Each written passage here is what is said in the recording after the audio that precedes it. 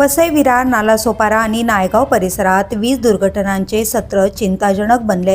April ते जून 2026 या अवघ्या 3 महिन्यात विजेचा धक्का लागून तब्बल 7 जणांचा मृत्यू झाल्याची धक्कादायक माहिती समोर आली. मृतांमध्ये 18 ते 20 वयोगटातील 4 तरुण आणि 79 वर्ष एका वृद्ध महिलेचा समावेश आहे.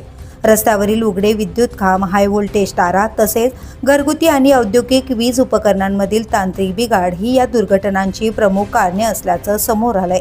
एप्रिलमध्ये पेल्लार येथे विद्युत खांबांचा स्पर्श झाल्याने लीलाबाई मिश्रा यांचा मृत्यू झाला, तर 15 मे रोजी फॅब्रिकेशन कंपनीत काम करताना देवा गौतम यांचा विजेच्या धक्क्याने मृत्यू झाला. त्या दिवशी नायगावमध्ये हाय व्होल्टेज वाहिनीचा स्पर्श झाल्याने अभय तिवारी यांचा जागीच मृत्यू झाला.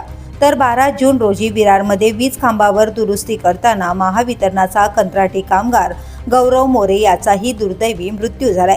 दरम्यान पावसाळ्याच्या पार्श्वभूमीवर वीज वाहिन्यांची तातडीने तपासणी आणि दुरुस्ती करण्याची मागणी नागरिकांकडून होत आहे. प्रशासनाने आवश्यक उपाययोजना कराव्यात आणि नागरिकांनीही वीज सुरक्षेचे नियम काटेकोरपणे पाळावेत असे आवाहन करण्यात आले. द बोलीस न्यूजसाठी श्रीधर चव्हाण, वसई, विरार.